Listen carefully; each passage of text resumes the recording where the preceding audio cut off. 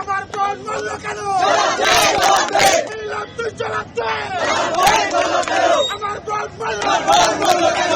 আমার বোন বলল কেন? জবাব দে, জবাব দে। একটা ভয় একটা বিরাট তুই পদত্যাগ কর।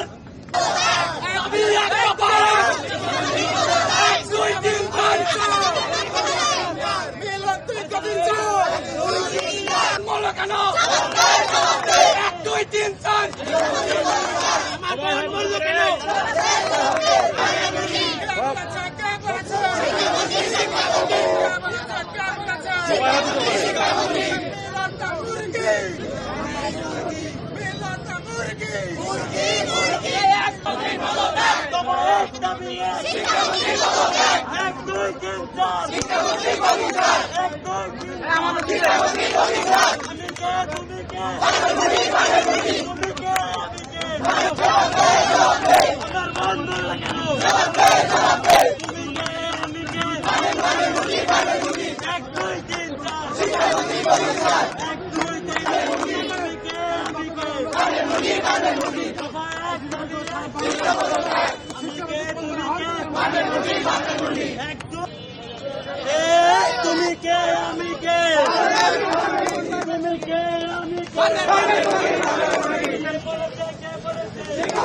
বাংলাদেশের ইতিহাসে এই প্রথম শিক্ষার্থীরা পরীক্ষার ভিতরে এসে আমাদের আন্দোলন করা লাগছে। কেন আন্দোলন করা লাগছে? বা আপনারা জানেন প্রত্যেকটা বাংলাদেশে চট্টগ্রাম সহ বিভিন্ন জেলায় ভারী বৃষ্টিপাত হচ্ছে।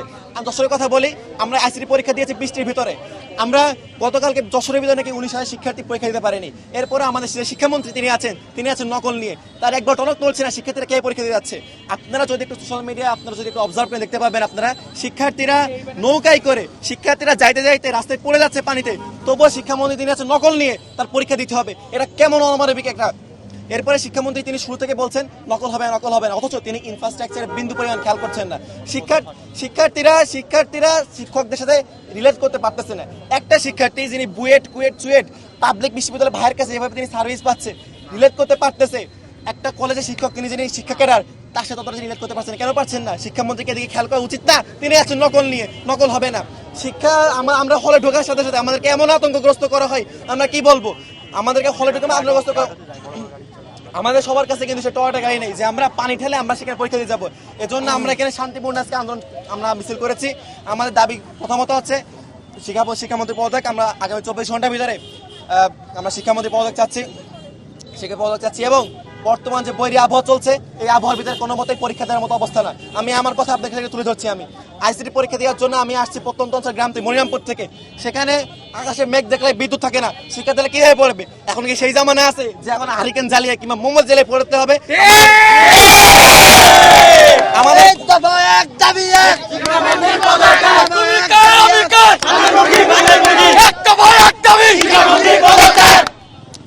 এই সরকার আসার পরে শিক্ষামন্ত্রী যখন তিনি প্রথম আসলেন, আমরা অনেক আশা নিয়েছিলাম তিনি শিক্ষা ব্যবস্থাকে চেঞ্জ করবেন, অথচ তিনি প্রথমে এসে নকল হবেন এবং আমাদেরকে পাঠিয়ে দিয়েছেন 90 দশকে।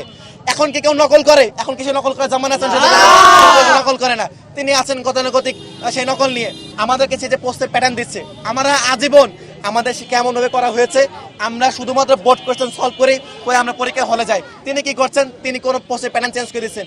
তিনি এসেছেন ফেব্রুয়ারিতে, তিনি তো আমাদেরকে ইনফ্রাস্ট্রাকচার চেঞ্জ করে তিনি তা না করে তিনি পোস্ট প্যাটার্ন চেঞ্জ করছেন। তিনি আমাদের শিক্ষামন্ত্রী যিনি যে পরিস্থিতির যে পরিবেশ তিনি যে কিছু করছেন, তা আসলে এই ভাষা মনে ভাষা প্রকাশ করতে গেলে বলতে হয় তিনি আসলে বোকা না, তিনি হচ্ছে বোকাচোদা। কারণ তিনি যদি বোকা হতেন তাহলে আমাদের মনের কথা, দুঃখগুলো, আবেগগুলো তিনি বুঝতেন। আমরা যুক্তিসম্মত কথা বলছি, তিনি আমাদের কোনো কথা তিনি শুনছেন না। তিনি চলে প্রাড হতে, আমরা চাই হাঁটে হাঁটতে। গ্রামের অনেক প্রত্যন্ত মানুষ থাকে, তারা কিভাবে যায়? গ্রামের মধ্যে কাদা হাত হয়ে যায়, এই যে এখনো জুতোতে কাদা, আমরা কিভাবে যাবো? আমাদের কষ্টগুলো আমরা কথা বললে তিনি আমাদেরকে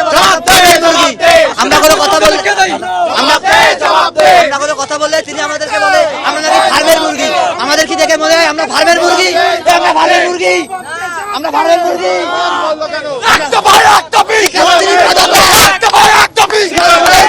সে আমাদেরকে বলেছে যে আমরা ফার্মের মুরগি।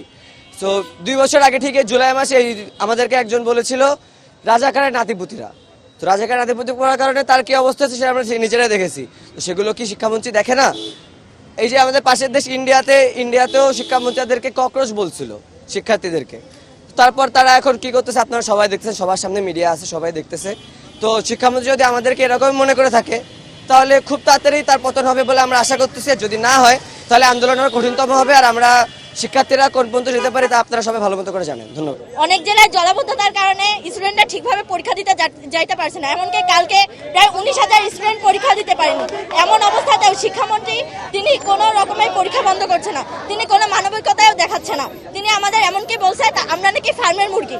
তো আমাদের এমনকি তিনি সেই প্রথম থেকেই, তিনি দায়িত্ব পাওয়ার প্রথম থেকেই তিনি বলছেন যে নকল আর হবে না। তো এখন যে এই যুগে এসেও কেউ নকল করে না, এটা ওনার বোঝা উচিত। উনি নকলের দিকে বাদ দিয়ে ওনার উচিত আমাদের শিক্ষা ব্যবস্থা উন্নত করা, তারপর পরীক্ষার দিকে জোর দেওয়া। কিন্তু উনি শিক্ষা ব্যবস্থার কোনো উন্নতি না করেই উনি শুরু করছে সবসময় পরীক্ষা পরীক্ষা পরীক্ষা।